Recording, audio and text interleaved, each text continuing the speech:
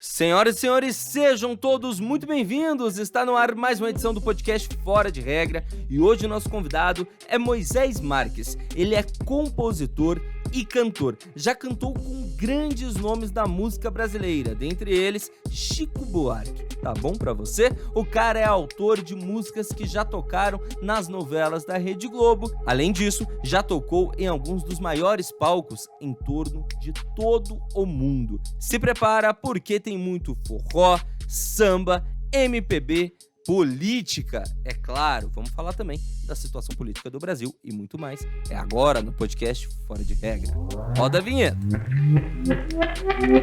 Moisés Marques, muito obrigado, Moisés, por topar participar aqui do Fora de Regra, viu? Boa tarde, Eric. Boa tarde, ouvintes. Prazer participar.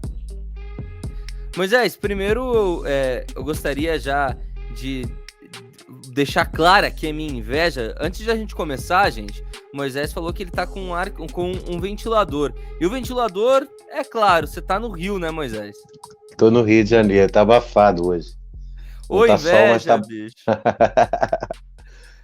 Eu tô em Curitiba, aqui tá um tempo nublado, meio chuvoso, não sabe se chove, se não foge. Eu trocaria tudo para estar aí no Rio. E hoje a gente tem alguns participantes especiais, Joe e Lola, os dois cachorros que estão fazendo barulho. Talvez vocês ouçam eles aí pelo fundo. Moisés, primeiro, de novo, muito obrigado, meu caro, por topar participar. Você é um músico muito conhecido, em especial aí na Noite Carioca, e eu queria conversar um pouco com você sobre tudo aqui hoje. A gente vai trocar uma ideia sobre a sua arte, sobre o momento da cultura brasileira e também sobre esse cenário, que não dá para deixar de falar, que o Brasil passa quanto à valorização, ou melhor, a falta de valorização da arte, em especial a popular. Mas para começar, vamos lá para o início, meu velho. Como que a música entrou na tua vida?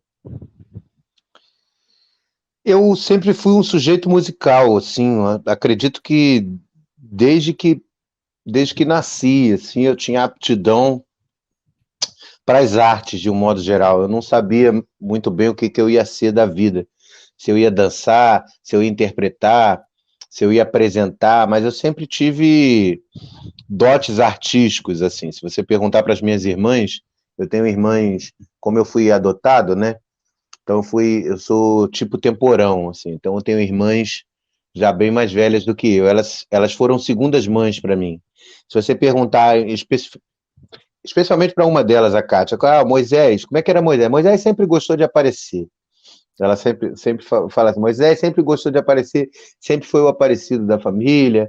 Eu fazia as dancinhas, eu participava, a gente era cristão, então a gente ia para a igreja, eu era do grupo jovem, eu era eu aprendia música na igreja, né, sobretudo, além do pelotão da bandeira na escola municipal, também na igreja, que foi minha musicalização, minha e de tantos outros músicos, né.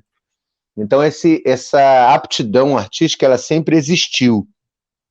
O que eu não tive muito era incentivo, assim, por conta de não ter músicos na família, do meu pai achar muito perigoso essa coisa de música. A gente não tinha esse hábito, essa pretensão de falar, vou estudar música e vou ser profissional. Isso aí veio mais tarde, né? Mas a música está na minha vida desde que eu nasci, assim, desde que eu me entendo por gente, eu danço, eu canto, eu interpreto, eu gostava de me fantasiar no carnaval, eu estava ali sempre em constante visibilidade, assim, sabe? Tanto no meio da minha família, quanto no meio dos meus amigos. E aí, disso para você olhar e falar, cara, a música realmente vai ser a minha profissão, o que que rolou? Isso já foi mais tarde, isso já foi mais adulto, assim, no meu segundo grau, eu fiz Escola Técnica Federal de Química. É engraçado que eu tô até aqui morando do lado da escola depois de tantos anos, aí eu tenho vários déjà vus aqui andando por essas ruas. Mas eu queria um ensino técnico de qualidade. Dentre as escolas que eu prestei concurso e passei, estava a Federal de Química, que foi a que eu acabei optando, né? E eu já era adolescente e eu já tocava violão, então eu já era o cara do violão, né? na escola, na universidade, eu já era o cara do violão, das festinhas, dos bares, das chopadas. Eu e mais alguns. Eu e mais alguns, mais umas unidades, assim. Eu tinha uns 3 ou 4 na sala, assim, na minha galera que tocava violão.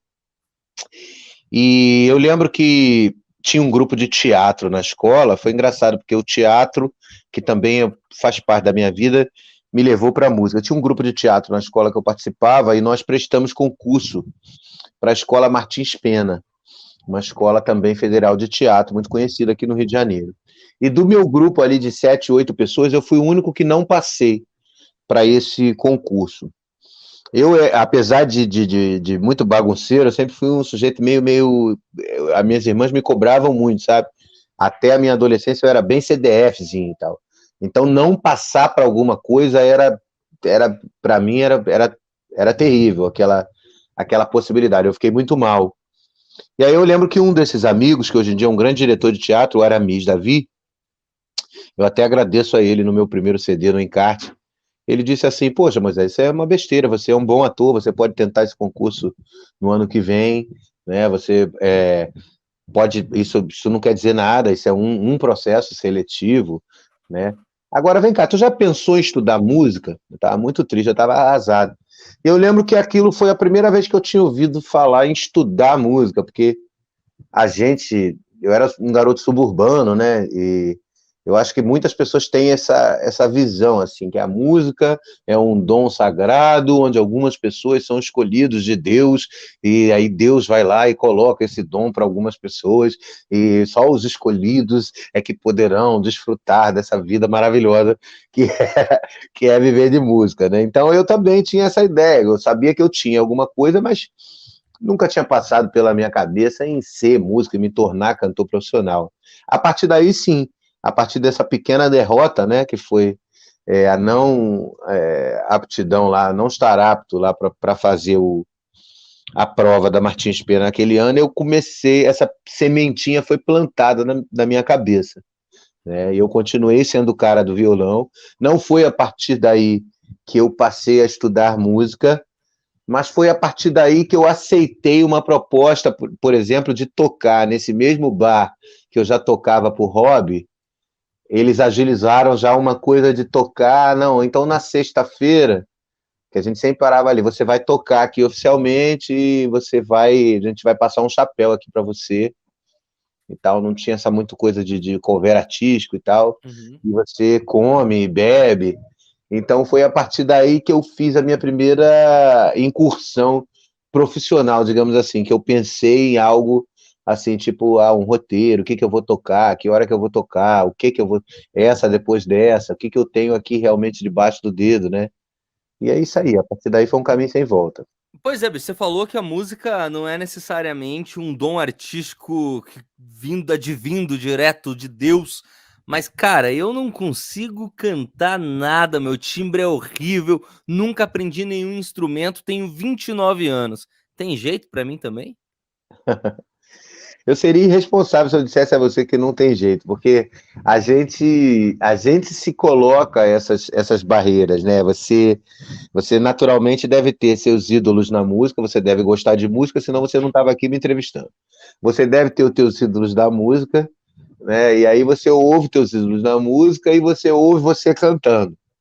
Com, Aí, como eu cantando não sou parecido com aquele cara que eu gosto muito, é sinal de que eu não tenho talento, ou que eu não posso, né?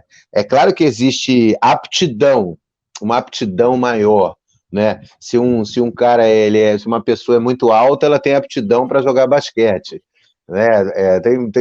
Tem essas coisas, assim, né? Se o cara gosta muito de matemática, ele vai ser engenheiro ou vai ser analista de sistema, né? Tem umas coisas assim que uma predisposição. Agora, a música opera milagres, eu já vi coisas, eu exerço também, eu fiz licenciatura em música, né? Então eu dei muita aula, na pandemia, sobretudo, dei aula no exterior, e eu já vi coisas que, naturalmente, é uma chavinha que a gente vira, né? Prestar atenção em coisas que a gente nunca prestou atenção antes, então uma disponibilidade de errar, uma disponibilidade de se expor, porque a música é uma exposição, né? O canto é uma coisa O canto, sobretudo, né, é uma coisa que vem de dentro, mas a partir do momento que você tem o desejo e uma disponibilidade de errar e de se ouvir, de se corrigir, e de prestar atenção nessas coisas, onde talvez você nunca tenha prestado atenção, porque ninguém te falou, né? Claro que sim, que qualquer pessoa pode cantar.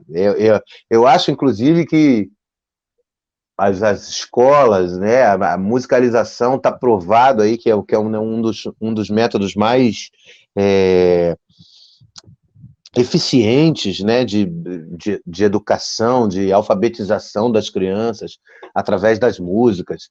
A gente decora macete de vestibular através de música. Eu decorava tabela periódica com macetes, né, com pegadinhas, com coisas. As músicas, elas pontuam a nossa vida. As músicas, né, é através da música que você lembra da sua avó que faleceu, ou da sua mãe, ou do seu pai, ou da sua irmã, ou do seu filho, da sua filha, da sua formatura, do seu cachorro, da sua infância, né? A música é uma coisa física, a gente sente, a gente se emociona, né? Então eu acho Rapaz, que você lembra de cenas, né? Eu tenho, por exemplo, meu pai tinha um caminhão e eu passei a adolescência com ele na Bahia.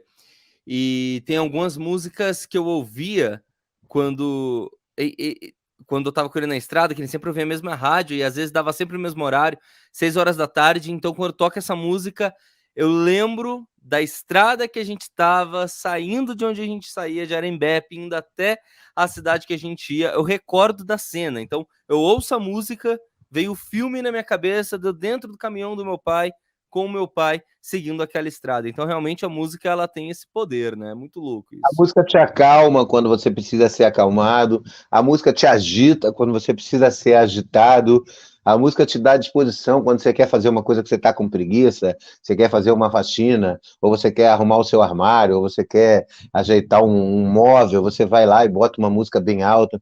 Então a música é terapêutico, né? O sujeito que ouve música, ele normalmente ele é mais sensível, ele é mais atento, ele é mais consciente. Através da música a gente leva mensagens, né? Mensagens de proteção à natureza, mensagens políticas, mensagens de salvação ao planeta, mensagens de amor, mensagens de amizades, mágoas também, a gente extravasa, a gente exorciza através da música. Então, assim, todo mundo, independente de ser músico profissional, trabalhar com isso, não deveria estar envolvido com música de alguma forma, na minha opinião.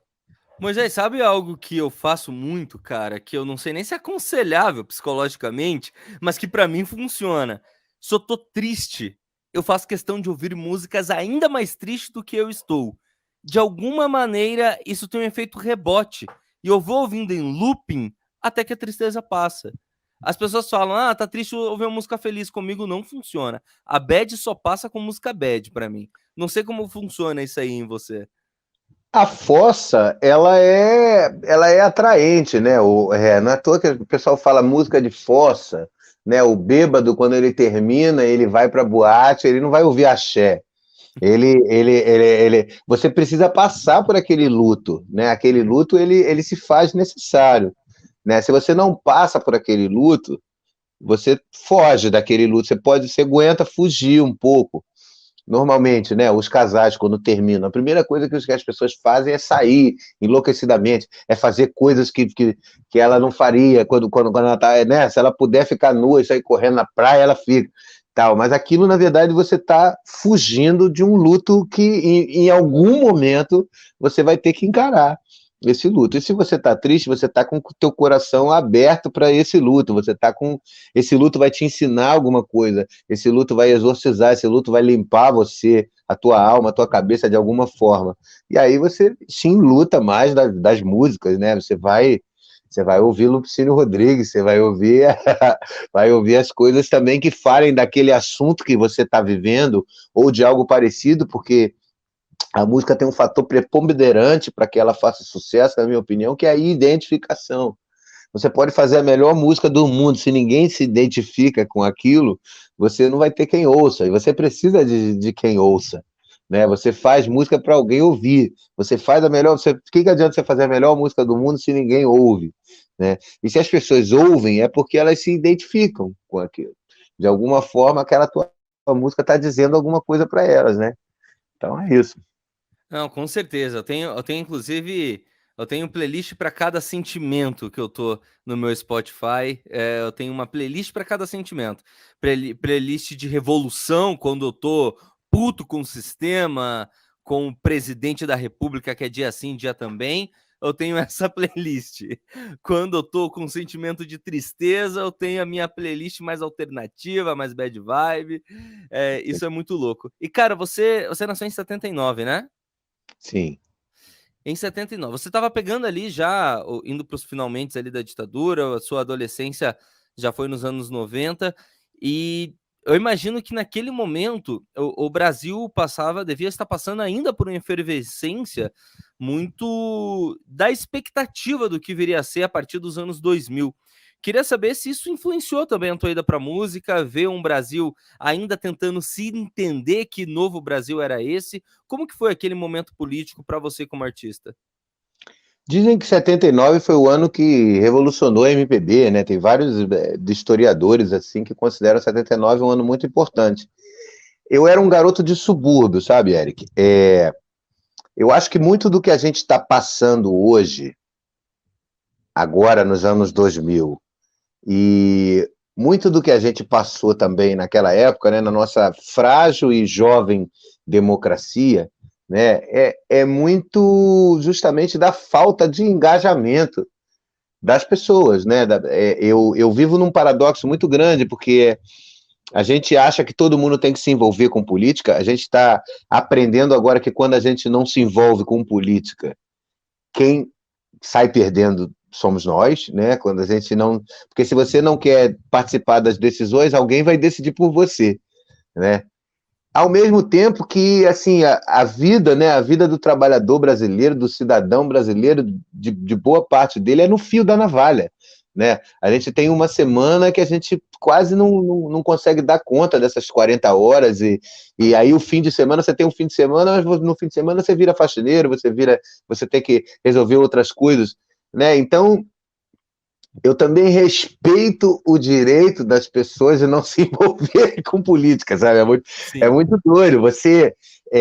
Quando a gente fala do combate à Covid-19, por exemplo, que não é homogêneo, né? Muito menos se há política pública para se sanar os prejuízos de quem fica em casa, num país de extrema desigualdade, né? Como é que você vira para um sujeito, para um moleque, que ele não tem videogame, ele não tem ar-condicionado, ele não tem uma net para ver, ele mal consegue ficar em casa, a casa dele mal cabe de tanta gente, aí você diz para ele que ele não pode ir para a rua, né? Tem que ficar o Aí dia você todo trancado. trancar dentro de casa, sabe? É muito fácil para a gente falar, na comunidade nunca teve Covid, né? O que eu quero dizer com essa ladainha toda é que realmente, assim, essa consciência política com relação à música, ela se dá quando eu já era profissional de música, que você passa a entender, que eu passei a entender que o que eu falava, né, influenciava muita gente. Quando eu comecei a ter mais gente me seguindo, que hoje em dia você mede, entre aspas, pelas nossas redes sociais, por números, por views, por like, mas até mesmo antes disso eu comecei a entender que quando você tinha um microfone nas mãos e uma plateia na tua frente, aquilo que você falava ali tinha um efeito, tem um efeito. Qualquer coisa que você fale ali. Se você falar fora Bolsonaro, se você falar Vasco, se você falar, sei lá, Brasil, fora CBF, o que você quiser falar ali vai ter uma repercussão, né? Então, esse Sim. é um papo da tua conscientização como artista, do que o artista representa, esse ser político, esse ser que convive em sociedade, né? Ele passa por pelas mesmas agruras, pelo mesmo, mas ele mobiliza muita gente, né? Então, essa consciência, ela se dá mais tarde. Eu realmente, eu fui uma criança que brincou na rua, eu brinquei na rua, né? Eu brinquei de polícia e ladrão, eu joguei bola de gude, eu não era muito bom de pipa nem de bola, mas eu jogava vôlei, eu pulei carniça, eu ralei o joelho todo, eu tive esse O que é pular privilégio. carniça? Pular carniça é um negócio que uma pessoa ela agacha assim, um pula por cima do outro. Ah, eu não É, lembro, mas a gente tinha um outro nome para isso aqui em Curitiba. tem umas tarefas e tal para Balança caixão, balança você, dá um balança tapa castanha, na bunda e toma, vai se toma, esconder. toma umas porradas nas costas, na bunda, nega, empurra, enfim. É, e hoje em dia, quando eu volto lá na Vila da Penha, não tem mais isso. As crianças não brincam mais na rua, elas estão dentro dos condomínios, elas estão no celular, igual minhas filhas, né? Tem dia que eu chego aqui, tá minha filha, cada uma em um celular, no iPad, minha esposa no laptop dela. Eu chego da rua e eu deparo com aquela cena assim, me dá uma sensação de fracasso, assim, falo, nossa, fracassei. Ao mesmo tempo, não tem muito para onde fugir, né? Sim. É o novo É, mundo, né, bicho? Fui jogar é, bola esse fim de semana no litoral, que tava eu, meu sobrinho, eu tenho 29, meu sobrinho tem 10, o meu pai, que tem quase 60, o pai dele, do meu sobrinho, que tem 35, e o meu cunhado, namorado da minha outra irmã, que tem acho que 25. A gente brincando de bola com meu sobrinho, a cada 3 minutos ele de 10 sentava na areia e falava: para, não tô aguentando, não tô aguentando. A gente olhando e falando: mano, aqui tem de quase 30 para cima e você aí não tá aguentando. É a nova realidade, cara, é a nova realidade. a minha filha, ela trouxe a capoeira Angola para dentro de casa. Quando ela era pequenininha, era a aula que ela mais gostava. Ela agora tem 9. Hoje em dia eu sou praticante de capoeira e ela não. Eu vou fazer 43 anos, eu treino quase todos os dias e ela morre de preguiça, assim. Às vezes eu quero levá-la para patinar no MAN, aqui no Museu de Arte Moderna, tem um jardim, assim, que eu faço um treino ali de parada de mão. Comecei a fazer esse treino por causa dela, porque ela saía para patinar, e depois ela começou a acordar tarde, tarde, tarde, tarde, tarde, porque ela dorme tarde, e aí eu comecei a ficar sem paciência para acordá-la. Enfim, são novos tempos, né? Mas voltando à sua pergunta, eu acho que naquela época tinha-se menos consciência, né?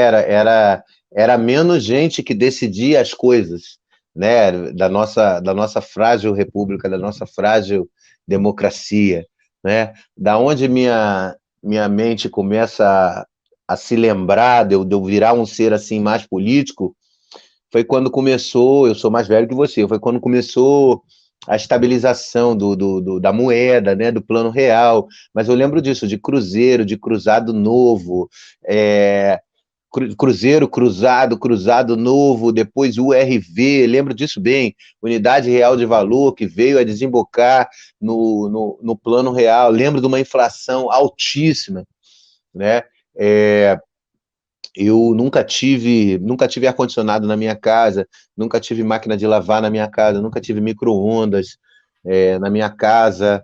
Eu tive uma infância, eu nunca passei fome, mas eu tive uma infância muito simples, né? E hoje em dia aqui em casa tem tudo isso. Hoje em dia a gente é uma família de classe média e a gente passa pela portaria, tem 3 portarias, tem um portão lá fora, depois tem uma porta de vidro, depois tem uma outra aqui dentro, aí tem um elevador, aí tem a porta aqui de cima, né? E Sim. passa rápido e fecha rápido e tal. Eu sou de um tempo que a gente passava o Natal com os portões abertos.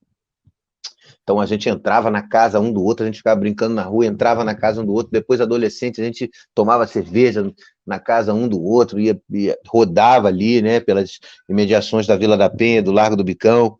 Então, tudo isso mudou muito, né? Sim. E aí os movimentos identitários, né? Hoje em dia a minha política eu sou pai de 2 meninas, né? É conseguir criar minhas filhas de forma livre, sabe? De que elas elas me ajudaram muito a pensar, focar, objetivar e desistir de morrer, né? E desistir e não desistir do meu país, de um país grande, diverso e multifacetado, um país com potencial enorme, né? Então, hoje em dia, sendo pai, eu penso muito mais assim no Brasil que eu quero para minhas filhas, sabe? Mas você É, tem esperança, Moisés, eu acho que nesse Brasil? eu preciso ter esperança. eu preciso ter esperança, porque se eu não tiver esperança, daí acabou tudo. Aí eu não vou tocar violão, eu não vou fazer nada que eu tenho que fazer, né? Eu tenho que ter esperança por elas. É, eu tenho esperança que a minha filha ande, que ela possa andar pela rua com a roupa que ela quiser usar, sabe? Que ela possa namorar quem ela quiser namorar, sabe?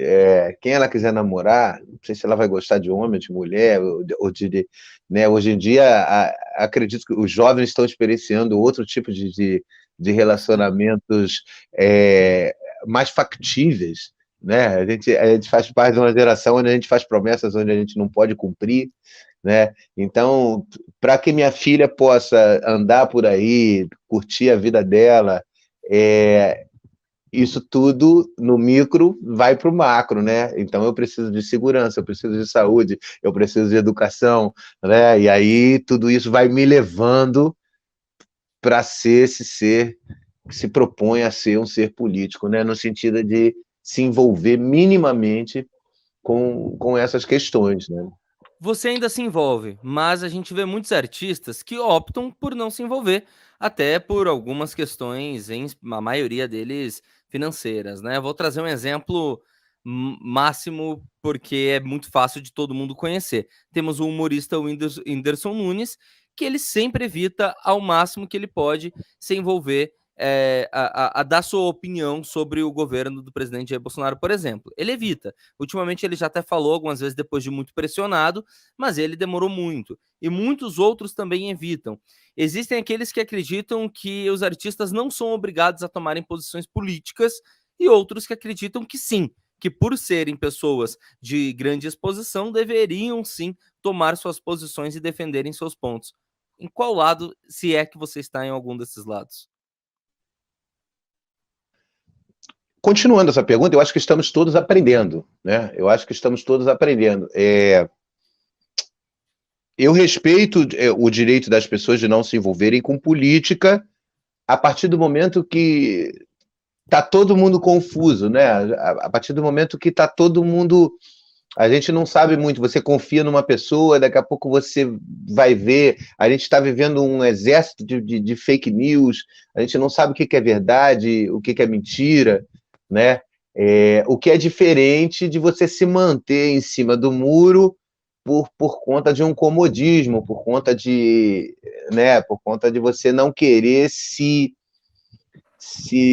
prejudicar, Prejudicar. digamos assim, de perder trabalho, né? O Whindersson Nunes, ele trabalha com o YouTube, né? Ele começou, hoje em dia ele tem programas de TV e tal, mas ele é um cara do YouTube, da TV, Humorista. ele é humorista, né? Diferente de mim, assim, que sou um músico, que gosto de poesia, gosto né? Eu ouço de tudo, eu ouço Bob Marley, eu ouço rock and roll, eu ouço os grandes da MPB, então, assim, na minha, na minha plateia, assim, raramente, às vezes pinta, eu mando um fora Bolsonaro lá, às vezes pinta um ou outro, assim, deixando de seguir em 3, 2, 1, sobra um ou outro, assim, mais desavisado, mas todo mundo já sabe com quem está falando, então não tem... Quando vem gente botar Bolsonaro 2022 lá no meu perfil, eu pergunto logo se está perdido, eu falo, oi, querida, oi, coração, está perdido aqui? Né? Tipo, dá para ver que a pessoa... Então, dificilmente, cara, uma pessoa que é envolvida com a arte que a gente gosta, né, que é libertadora, que ajuda tanto a gente, pô, falamos aqui sobre vários aspectos da música, né, que ajuda tanto a gente entender o Brasil.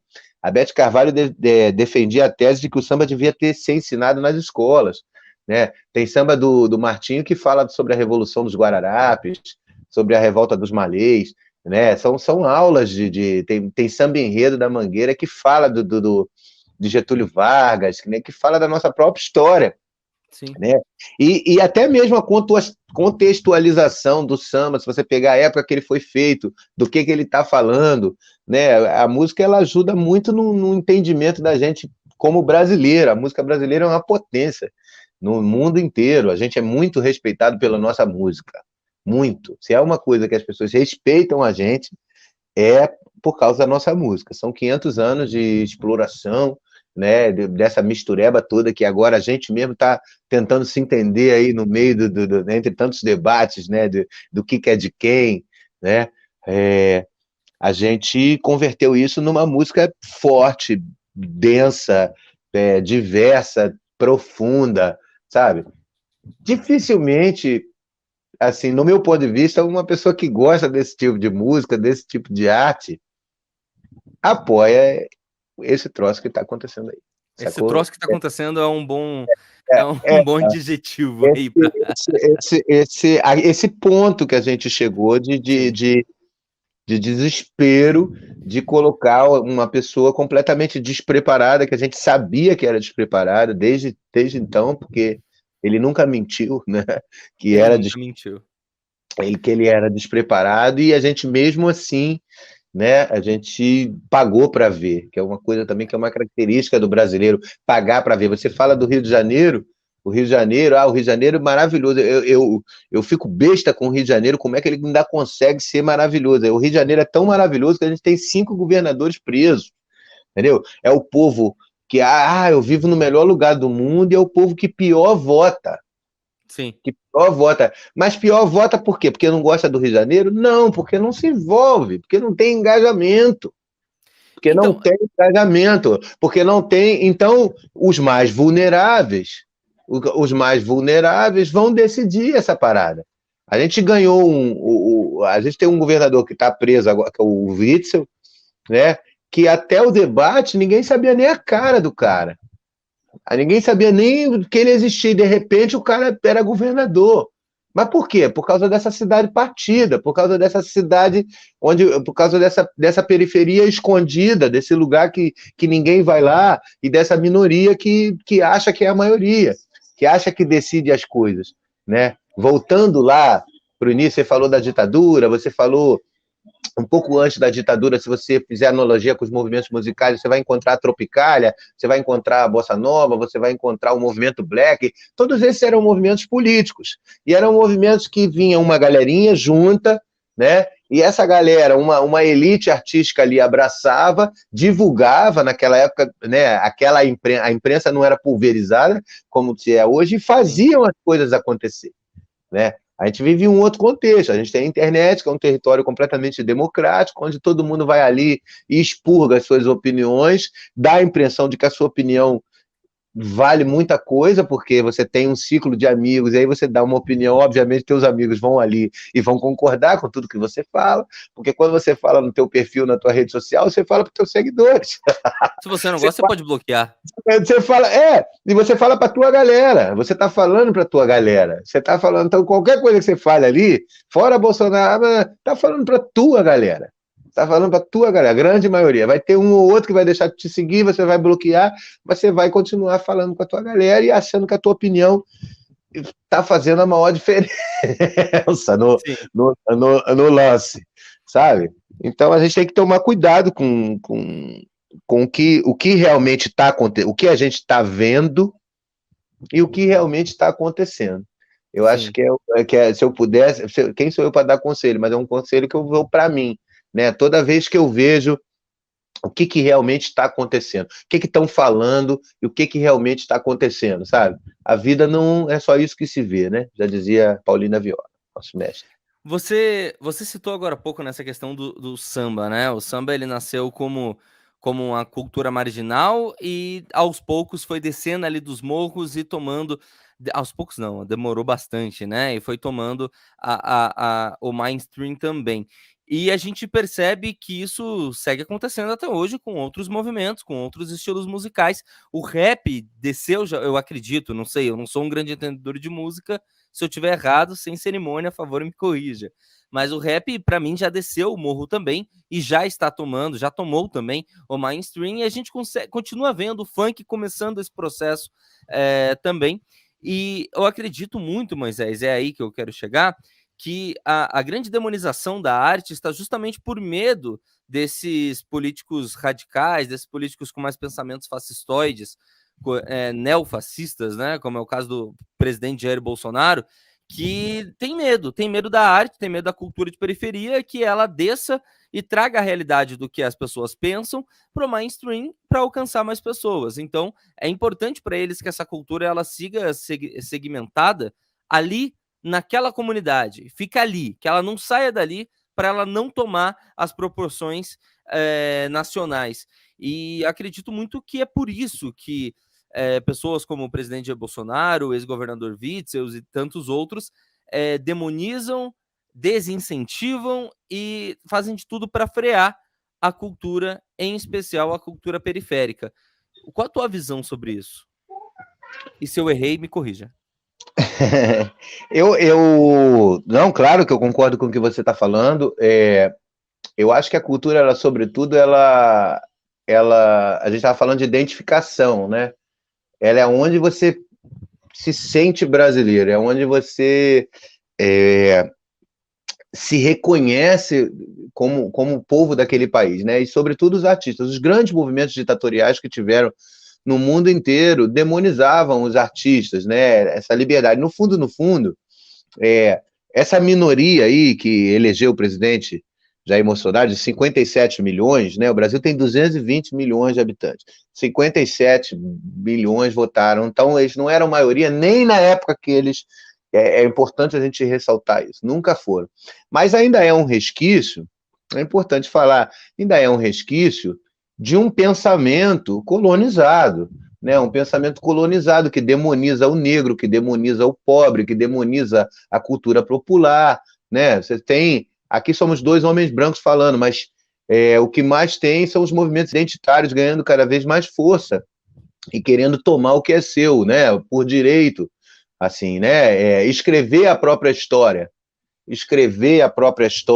com as mãos, né, deles próprios. Então, eu acredito muito que essa ascensão desse sentimento, né, o que a gente chama desse fascismo velado, que é até mais perigoso do que o fascismo assumido, né?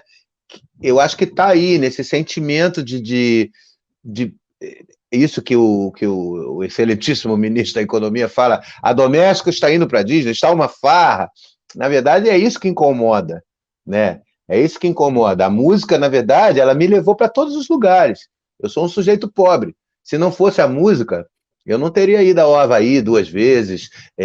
Eu cantei nos Estados Unidos todos. Eu cantei na maior casa de jazz da Europa, que é a Bean House, em Amsterdã. Eu acabei de voltar da Rússia, que foi a minha última viagem antes da pandemia, né? A primeira vez que eu entrei num avião foi por causa da música, né? Então, a arte, além dela conscientizar as pessoas, ela dá dignidade para muita gente que nunca teve, né? Porque a gente sabe que na periferia está cheio de artista, está cheio de talento, né? E isso também incomoda. Eu acho que essa questão, eu acho central, que é ver... O Moacir Luz tem uma música que fala assim, estranhou o quê? Preto pode ter o mesmo que você. Ele diz o mesmo que você. Que a gente vê muitos que eles chamam de esquerdomacho, né? As pessoas, não, tem que ter dignidade, tem que ter casa, tem que ter moradia. Isso é dignidade, isso é o mínimo. Mínimo. Isso é o mínimo. Tem que ter educação, tem que ter saúde. Cara, isso é o mínimo.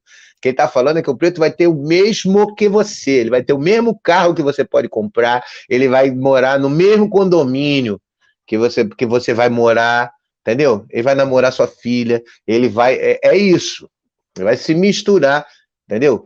Na verdade, misturar uma coisa que nunca devia ter se separado, na verdade, né? Então, esse resquício desse pensamento que eu acho que levou ao que está acontecendo aí. Agora, a minha esperança vem justamente dessa percepção. A minha esperança vem justamente dessa percepção, dessa merda. Olha aí o que aconteceu, né? Olha aí o que vem acontecendo, né? A impressão de que eu nunca mais vou ver meus amigos, né? A impressão, a gente já está vivendo numa ditadura e não sabe, né? A impressão de que eu nunca mais vou ver meus amigos, né? A impressão de que eu não posso falar as coisas que eu posso porque eu vou perder seguidores, porque eu vou... Pô, bicho, o artista, ele é um ser humano. O Sim. artista, você gosta do Caetano Veloso com todas as contradições, com tudo que ele fala, com tudo que o ser humano, essa coisa realmente é uma grande idiotice. Você fala, eu gosto da arte, mas não gosto do cara, entendeu? Assim, É possível separar a arte do autor, né? É muito difícil, é uma linha tênue. Eu acho, assim, a minha visão é que depende do tamanho da transgressão, sabe? Eu acho que tem coisas que são invioláveis. A partir do momento que fulano ultrapassou tal linha, não é mais possível separar. Eu não sei. desmistificar coisas também, Érica, desmistificar coisas. Eu posso amar Vinícius de Moraes e posso entender ali na obra do Vinícius de Moraes, em alguns pontos, um pensamento elitista, um pensamento Sim. classista, sabe?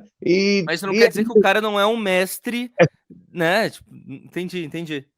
Sabe? É isso, você não, né? Beleza, você não precisa concordar com tudo que, que todo mundo fala, então agora um ídolo que eu gosto é um exemplo. Aí tem um ídolo que você gosta, e daqui a pouco você vai ver a vida do cara, o cara bateu na mulher, ou o cara sonega imposto, ou o cara, sei lá, ou não assumiu um filho que ele tem, sabe? Se você for passar a limpo mesmo, se você for pegar. Nem a gente sai ileso, né? Se eu for Porque a passar gente limpo, vem, ninguém me ouve. porque a gente vem de um país racista, Sim. estruturalmente racista, homofóbico, machista, excludente, classista, elitista, sabe? Elitismo não é só que diz respeito à classe social, não, de querer se diferenciar por alguma habilidade que você tem, ou por alguma coisa que você sabe que os outros não sabem, ou por alguma, sabe? É o elitismo, você querer, você não querer, felicidade ela existe para ser compartilhada. Se você quer a felicidade só para você e para os seus amigos, o grupinho, o petit comitê, a coisa, esse elitismo está em tudo, está em tudo. Para mim, essa é a questão central do lance, e eu acho que é isso que, que irrita tanto essas pessoas em relação aos artistas, porque o artista está ali, ele está se doando, ele está pegando a arte dele, está dando para todo mundo, para o mundo, e está dizendo, eu sou aqui, eu sou esse ser humano cheio de defeitos e cheio de contradições. Aí vai ter gente que vai gostar, vai ter gente que não vai gostar. Assumir esse risco é ser verdadeiro com você mesmo, é deitar a cabeça no travesseiro e dormir. Agora, você pode optar por ser outra pessoa para você ter mais seguidores, ou você ter mais gente, ou você, sabe? Eu acho que é uma parada muito cruel que a gente vive na nossa profissão, é achar que a importância ou a qualidade de um artista se define pelo número de seguidores que ele tem na rede social. Isso Ou até aí mesmo o alcance geral, né? Até mesmo. Você tem 4 obras, né? Você tem 4 obras, é uma só, né? Mas você tem 4 discos, correto? tem 6 discos. Tem 6 discos. Qual foi o Seis. último que você lançou? Meu último disco chama Passatempo ao Vivo no Imperator, que foi gravado em 2019. Não, minto. Ele foi gravado em 2017, foi lançado em 2019 e a turnê foi interrompida em 2020 por conta da pandemia. Esse é meu último disco, Você Passatempo já, ao Vivo. e Meu, você né? já teve músicas tocadas em novela também, não teve? Tive 2 músicas em novela, sim. Lá do E eu, meu disco. E eu imagino, Moisés, eu digo isso porque, como jornalista, eu já estive na TV, não estive em rede nacional, depois não estive de novo, e a gente percebe que muitas vezes a gente é rodeado de algumas. De algumas pessoas que se aproximam e se afastam conforme a onda do momento que você está. Você percebe isso também no meio artístico? Como que você percebe a o jogo de interesses da classe artística, em especial no Rio de Janeiro? Você acha, como que você avalia isso? Eu acho que uma carreira artística, sobretudo uma carreira longeva, né? Uma carreira que dura 40, 50 anos. Eu já, uma vez, às vezes, Hipócrates falou: você vai ter época da sua vida que você vai estar duro, mas vai estar mais famoso. Você vai ter uma época que você vai estar ganhando dinheiro, mas vai estar sumido. Aí tem uma época que você está com um bloqueio criativo. Então, assim, inquietude é saúde intelectual. Se você é um ser humano inquieto, é porque você tá buscando o que te completa, você tá se tornando melhor, né? Você está se tornando um músico mais completo, você está andando por outras praias. Então, eu acredito que qualquer carreira ela é pautada por mudanças. Vai ter uma hora que o cara vai resolver gravar um disco voz e violão, né? Vai ter uma hora. Agora, existe o que se chama de mainstream, que ele, cada hora, está interessado numa coisa, né? O mainstream, quer dizer, o que é a via principal, né? O mainstream Sim. é o que está rolando no momento, né? Normalmente, tudo que gira em torno da música, em termos de marketing, em termos de divulgação, em termos de propagação dessa música, ela se dá a partir da criação do artista. O que o artista cria e a música, a imprensa, o mainstream, ou sei lá o que, se interessa e você começa a receber os convites para entrar ou não naquela história. Você me chamou aqui porque, sei lá, você me conhece através de algum tipo de canal, você me ouviu, Sim. alguém conhece, você chegou através do meu trabalho, né? Assim como outras pessoas chegam.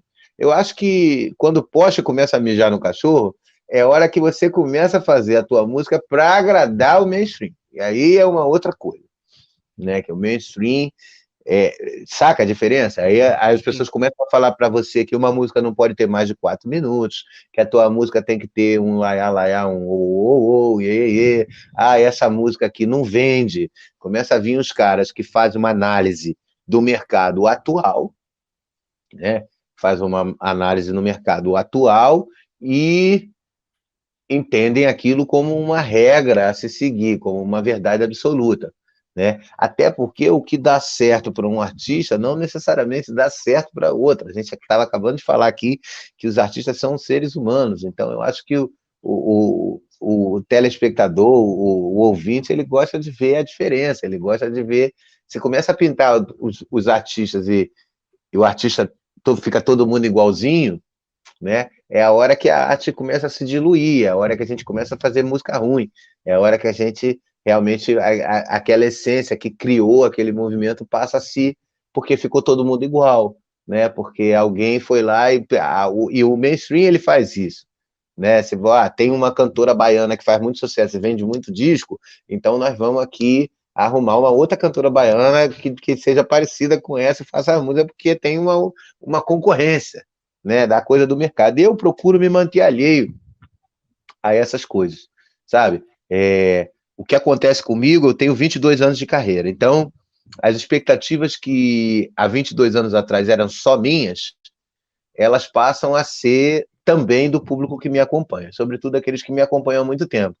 Então eu recebo muitos elogios na minha rede social e ao vivo, por exemplo, que todo mundo fala assim: Moisés, para mim você é o melhor. É uma outra coisa que a gente não pode acreditar, né? Porque eu falo isso para meus amigos, que para o fã, você é sempre o melhor de todos, Sim. claro. Ele é um fã. Moisés, você para mim é um cantor extraordinário, você para mim é o maior cantor, poeta, não sei o quê, da nova geração, de babá, e começa a me elogiar e dizer que me ama, que me adora, e de repente, num determinado ponto da conversa, ela fala: mas eu não entendo por que você não tá não sei aonde, que você não tá no Domingão do Faustão, ou sei lá onde, que ela começa a imaginar, ela começa a dizer que gostaria que eu estivesse, né? E às vezes Então, você nem quer, né, cara? ou nem trabalha para isso, Ou não porque, trabalha para isso.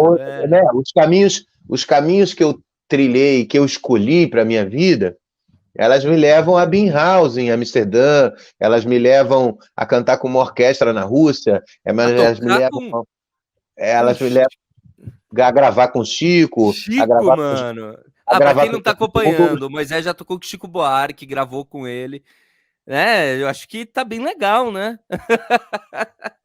Eu acabo de sair num disco de inéditas do Aldir Blanc, né? Ah, essa eu não sabia. Da Biscoito agora, que saiu inéditas do Aldir, eu sou parceiro do Aldir, então é o João Bosco, é a Maria Bethânia, depois vem eu, depois vem o Chico. Então, assim, se isso não é sucesso, eu não sei o que é sucesso, sabe? Eu sou artisticamente muito, muito realizado. E tem que Eu, ser.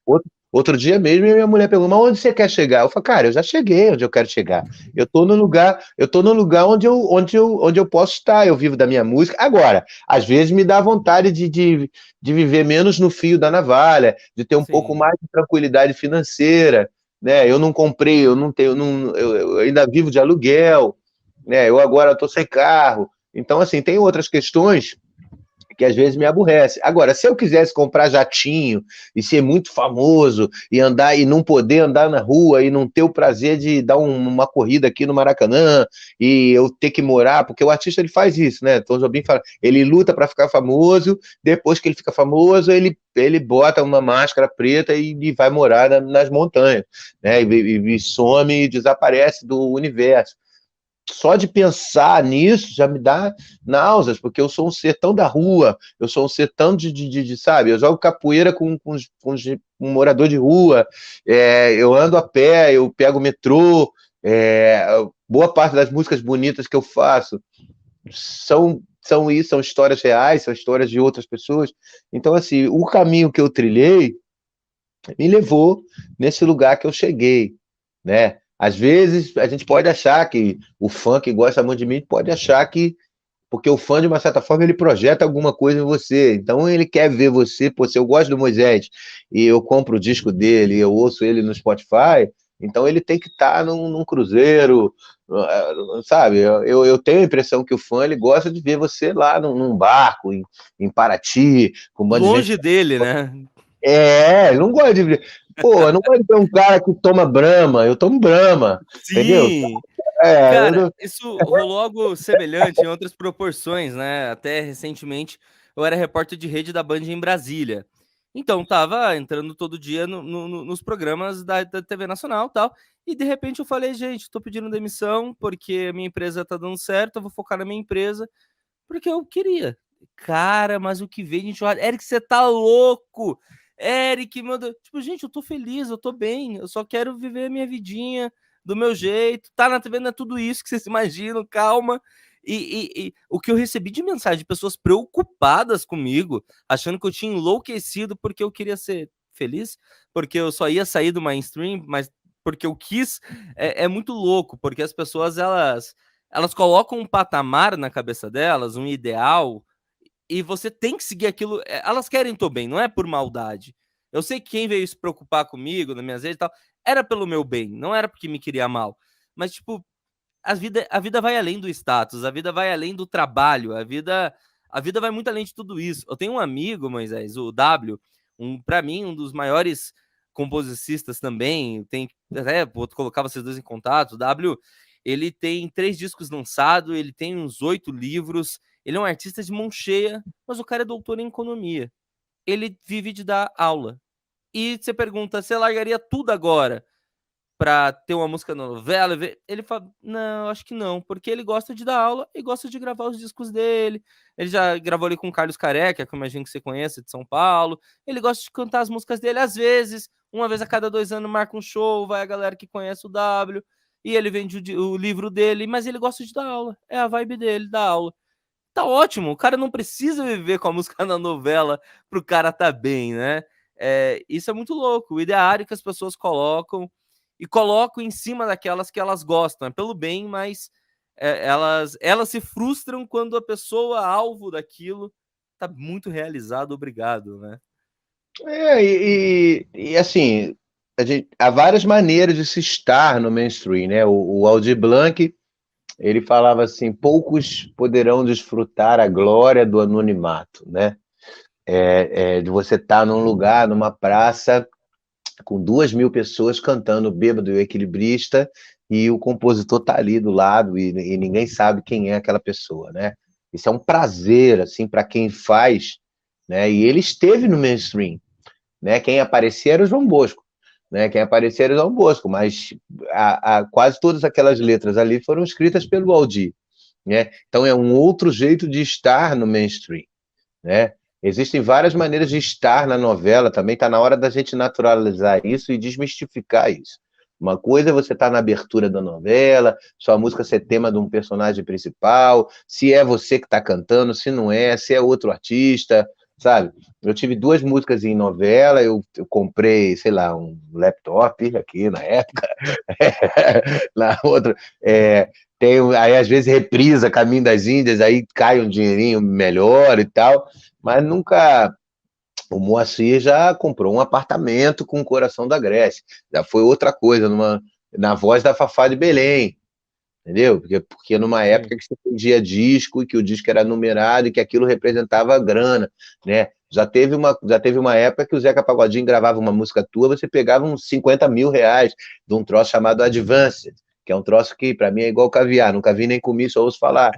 Porque o cara sabia que aquilo ia te dar retorno. Então, se o compositor ia lá, então vinha um Zeca Timba, que é um cara que se passar na rua ninguém sabe, mas é um compositor importantíssimo, ou o Serginho Meriti, e você dava lá 50 pau pro cara, entendeu? Pro cara, porra, comprar um carro dele, ou pro cara dar entrada numa casa e esperar vender disco, né? E esse cara tá no mainstream também. Tá? Ele tá no mainstream e ninguém tá vendo a cara dele. O que, na minha opinião, é uma grande malandragem. Sim, É, você vai comprar. Você é, estaciona o carro no Leblon sem sair na capa do jornal. o Chico fala um troço aí, pô, quem tá fazendo a música é os caras aqui atrás. Os caras que estão fazendo a música acontecer. O artista tá ali na frente exposto ao ridículo, né? O diretor, a grande estrela lá do cinema hollywoodiano, beleza, é o cara que vai lá, que pega a estatueta e tal. Mas quem bota dinheiro no bolso e curte a vida é o diretor. É o cara que é o roteirista, é o cara que escreveu aquela porra toda, que ganha dinheiro igual o autor lá. E ninguém sabe a cara dele, sabe? Quem vive a vida é esse cara. Então, assim, eu acredito que a vida é feita de escolhas.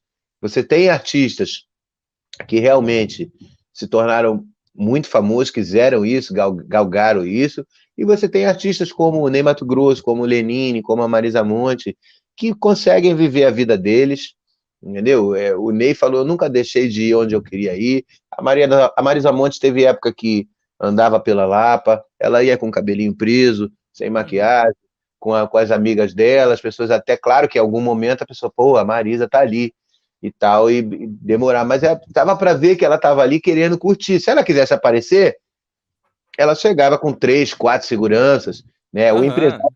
o empresário quer isso. E aí criava um auê do caralho, porque quando ela chegasse e abre alas, que a Mais da Monte vai passar, e ela ficava lá em cima num camarote, porque isso faz o artista valer mais realmente. Quanto Sim. mais longe ele tá da galera, quanto menos acessível ele é, mais ele vale, né? E aí o cara começa a comprar casa, começa a comprar carro, começa a fazer show um atrás do outro, daqui a pouco ele começa a fazer 2 shows no mesmo dia, daqui a pouco ele começa a fazer show todo dia do mês, daqui a pouco o empresário dele decide que ele pode fazer 2 shows no mesmo dia em estado diferente, e começa a botar ele para pegar um jatinho, entendeu?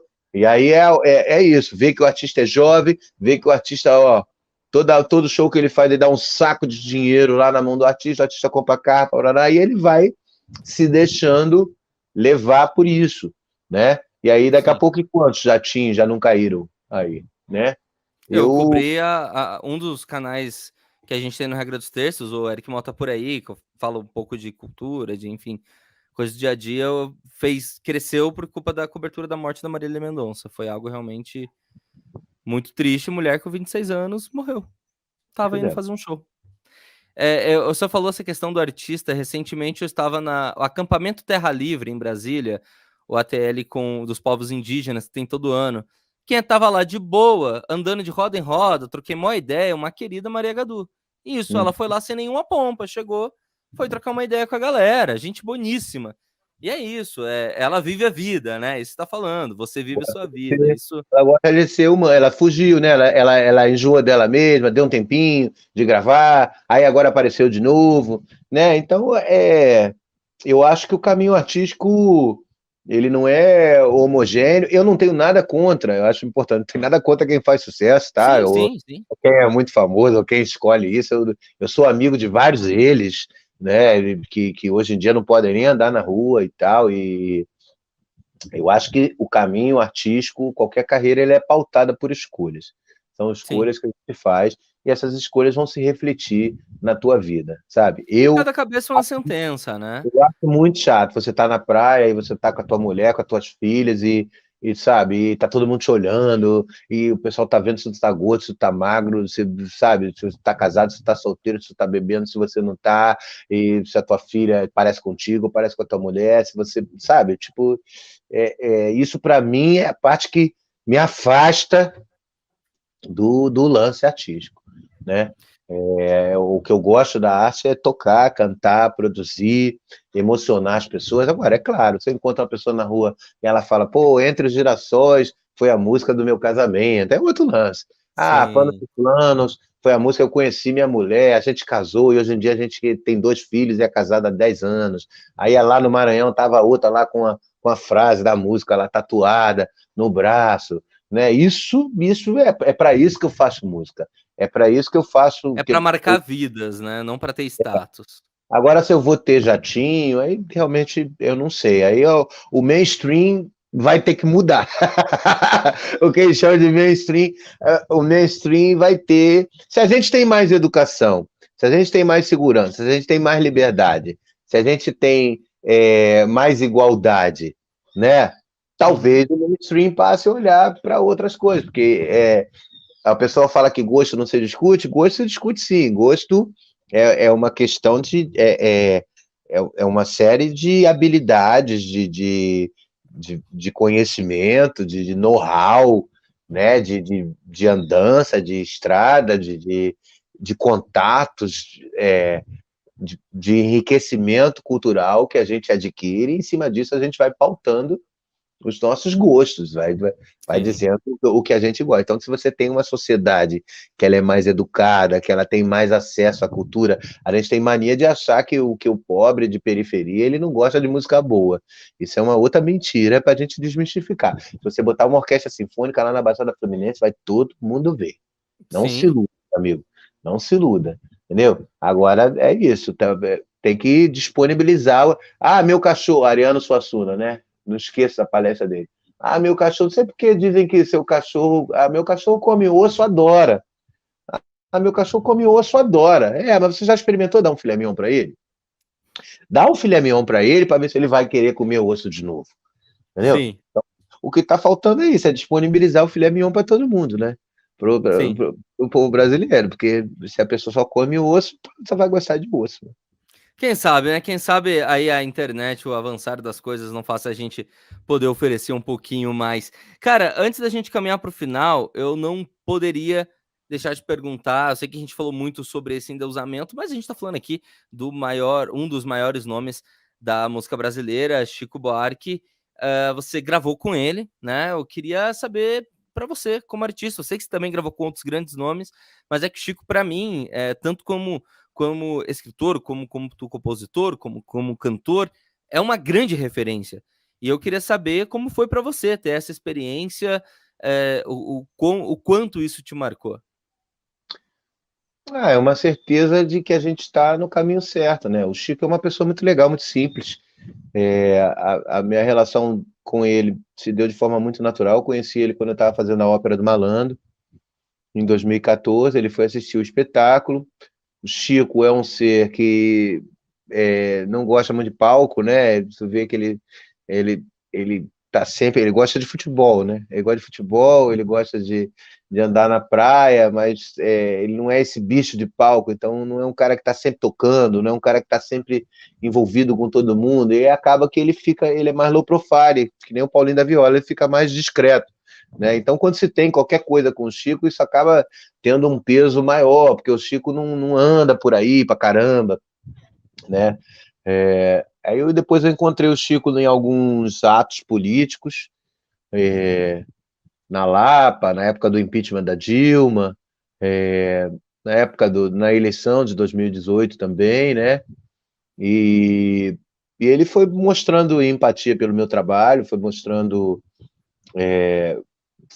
sinalizou que gostava do meu trabalho, foi me fazer uma visita, uma vez que eu estava tocando no Semente, na Lapa, uma terça-feira, na época da ópera, ele foi ver meu show, cantou comigo nesse show, E aí, quando chegou em 2017, eu fiz o meu DVD de 20 anos de carreira e eu convidei ele para participar. Foi um DVD feito através de financiamento coletivo, ele participou financeiramente, inclusive. Ele fez vídeo de divulgação e ele gravou um extra comigo no estúdio, que é uma música que eu gosto muito, que é o Subúrbio, que é uma música da safra das mais recentes. Isso eu acredito que é outra coisa que tem ajudado ele, porque as pessoas só gostam do Chico da Rita, do Futuros Amantes, das músicas da década de 70. E o Chico, apesar dele não ter um hiato grande entre os discos, ele continua produzindo e eu acho os últimos discos do Chico fantásticos, assim, acho que ele só se supera como compositor. O último disco dele, Caravanas, ganhou todos os prêmios, entendeu? Inclusive prêmio Multishow, inclusive esse prêmio de mainstream que a gente fala, né, que eu fico falando, as pessoas me comparam muito ao Chico, aí eu fico falando, né, assim, eu não tô no mainstream, o Chico também não tá, né? Ninguém tá, eu não tô no Domingão do Faustão, e o Djavan também não tá, né? Então tem essas coisas do que os holofotes estão voltados, né? E o Chico mesmo fora do mainstream ganhou, Caravanas ganhou melhor música, melhor disco, né? Em prêmio que ele obviamente não foi lá para receber, né? Então eu acredito que ele tenha também essa simpatia porque eu canto as músicas novas dele, né? Aí depois Uhum. veio o Soul com o Chico. É, eu mantenho muito respeito com ele, eu falo com ele pontualmente. Eu também não sou um cara que saio com ele para tomar chopp. Uhum. Por aí ligo, fala, e aí, Chico, como é que tá? Também não é assim, né? Tem sempre esse. Ele é um pilar da minha formação também, como músico, como cantor, como compositor. Então, quando você tá com um cara desse no estúdio, você fala assim, ah, pô, beleza, valeu a pena todo esse perrengue, valeu a pena a minha insistência, né? A minha intuição estava certa, né? Quanto a isso, eu realmente, errando e acertando, eu cheguei aqui nesse lugar, né? E tô aqui gravando com ele. Eu lembro que teve uma hora que ele gravou, é uma música que fala um monte de bairro, subúrbio, fala Penha, fala Irajá, e eu lembro que ele não sabia a letra. A gente imprimiu a letra, ele não lembrava. Aí ele falou: Você decorou esses bairros todos? Eu falei: Pô, decorei, né? Eu canto essa música, eu gravei essa música. E aí eu ficava falando para ele: Não, Chico, essa hora a melodia não é essa melodia, não, vai para baixo. Aí depois da terceira vez que eu intervi, assim, eu caí na real, né? Eu falo assim: Caramba, eu tô ensinando o próprio Chico Buarque a cantar a música que ele mesmo fez, e tudo isso é muito louco, sabe? Mas eu Sim. procuro não é fingir normalidade, eu brinco, né? Eu ali fingindo normalidade. Não é fingir normalidade, que isso é blazer, mas não sair desse espectro do ser humano, da naturalidade, que eu Sim. sei que isso é importante para ele também, né? Então, procuro, pô, se eu estou aqui é porque eu mereço, porque eu cheguei aqui, como eu te disse, eu acho que eu estou no lugar onde eu devo estar, eu acho que eu faço as coisas no tempo que elas têm que fazer. É, às vezes a gente se apressa para conseguir certas coisas e a pior coisa que pode acontecer na tua carreira é você ter uma oportunidade e não estar preparado para ela, né? Então, gravar com o Chico Buarque é legal, mas estar preparado para Não estar se ali, deslumbrar com aquilo. deslumbrar, não fazer besteira, não, né? E aí, eu lembro que eu ficava meio que também controlando a equipe, porque tinha uma pequena equipe, filmando e fotografando, tinha o técnico do estúdio, tinha a produção, e umas meninas e tal, e aí fica todo mundo meio bobo, né? Tem essas coisas. E aí tem aquele silêncio ensurdecedor entre os takes, né? Onde você tem que esperar um pouquinho para fazer o próximo take e tal, e aí sempre alguém cismava de preencher aquele espaço com alguma coisa, porque aquele Piadoca pra. e aí eu ficava, pelo amor de Deus, ninguém fala nada, deixa rolar, né? Então eu fiquei muito nessa contenção, nesse leme, nessa condução desse leme. Eu fui chorar mesmo de emoção uns 2, 3 dias depois, assim, já tinha passado. Aí eu ouvi a gravação e falei, ai, caramba, caramba, gravei com o cara, não acredito. Isso aqui, isso é para sempre, né? Falando em chorando, deve estar para ouvir o escândalo que os cachorros estão fazendo. Eu e minha esposa acabamos de sair de Brasília. A gente está na casa de uma grande amiga aqui em Curitiba. A gente morava em Brasília até esses dias. Estamos aí, a gente é cidadão do mundo, em breve vamos pegar a estrada e eu conto mais pra frente pros nossos seguidores o que a gente tá aprontando. Acabando aqui eu te conto, Moisés. E os cachorros não estão acostumados a ficar lá fora, então eles estão cantando lá fora para entrar. E pra gente poder encerrar, meu velho, quero pedir duas coisas. Primeiro, deixe suas redes sociais. Quais são elas? Meu nome é Moisés, dessa maneira que se escreve, né? Moyseis, né? Então, as pessoas acham até que é por causa que eu virei cantor, mas não, é assim mesmo, de batismo, a maior prova da minha suburbanidade. Mas e o Então, Marques, veio de onde? o Marques é da família paterna, né? Da família do meu pai que não me registrou, depois do meu pai biológico, que é falecido. E aí eu vim a descobrir só mais tarde, já adulto. Então, a minha rede social é Moisés Marques, tanto no YouTube, quanto no Facebook, quanto no Spotify, quanto no Instagram, né? A gente precisa ser bem ativo nas redes sociais, então quase todo dia tem conteúdo, quando não sou eu, é a minha equipe, estou sempre avisando da minha agenda, das minhas coisas. As redes cresceram muito agora na pandemia, né? E através das redes também a gente vai dando sinais aí dos nossos passos. Eu estou lançando um álbum novo que foi feito durante a pandemia com mais 3 outros cantores, que é o João Cavalcante, o Alfredo Del Penho e o Pedro Miranda. São artistas mais ou menos que regulam comigo, tanto de idade quanto de tempo de carreira. A gente se reconhece uns nos outros e tivemos a oportunidade de fazer um álbum juntos. Essa conciliação das agendas é um troço tipo eclipse, né? Então, quase nunca a gente consegue estar junto. A gente está desesperado que a gente não acha tempo para ensaiar, mas vai ter lançamento no Circo Voador, dia 21, e a gente deve rodar com esse trabalho também. Nós mesmos tocando todos os instrumentos, só músicas nossas, né? E estou por aí, estou ativo, positivo e operante. Perfeito. Cara, eu te agradeço demais. Inclusive, eu mando um abraço aqui pro Leonardo, que foi quem fez a ponte aí entre nós dois. Um abraço, Léo. Muito obrigado. Conheci o Leonardo através do trio nordestino, inclusive. Um abraço a você, Moisés, a tua família. Muito obrigado, irmão, por topar bater esse papo. Pra gente encerrar, eu quero pedir para você cantar. Eu sei que eu não te pedi antes, é que é no improviso, gente. Se ele engasgar, é que eu não pedi para ele nem aquecer a voz. Cantar ou tocar, se você tiver com... Olha, o cara tá preparado para tudo, parceiro. Então toca uma palhinha da música que você quiser, Moisés. Obrigado, meu velho. Samba com Tereza Cristina, que tá nesse álbum aí que eu tô lançando, samba chamado Gatilho, samba que tem a ver com isolamento social aí. Meu samba se confinou, batuque foi de panela, saudade do meu ioiô, que eu vejo por trás da tela, enquanto a bola não rola, e o trem não volta pro trilho, cantei um samba de amor, ele logo pensou, gatilho, meu samba se confinou, batuque foi de panela, saudade do meu ioiô, que eu vejo por trás da tela, enquanto a bola não rola, e o trem não volta pro trilho, cantei um samba de amor, ele logo pensou, gatilho, queria tanto rever o brilho do teu olhar, ver um sorriso nascer e o nosso amor se espalhar.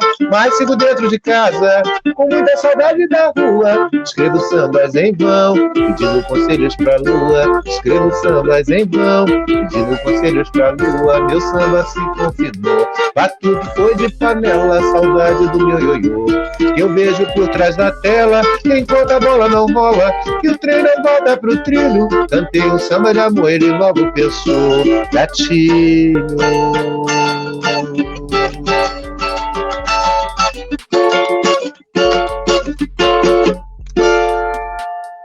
Siga o Moisés Marques nas redes sociais. A gente volta na semana que vem. Obrigado. Tchau. E aí, curtiu o bate-papo? Então já sabe, né? Se inscreve no nosso canal do YouTube, clique em gostei e, é claro, segue o podcast Fora de Regra também no Spotify. Ó, minhas redes sociais são no Facebook e no Instagram, jornalista Eric Mota, e no Twitter, Eric Mota TV. Esse podcast é uma produção do Regra dos Terços em todas as redes sociais. É @Regra dos Terços e a gente se vê na semana que vem. Tchau!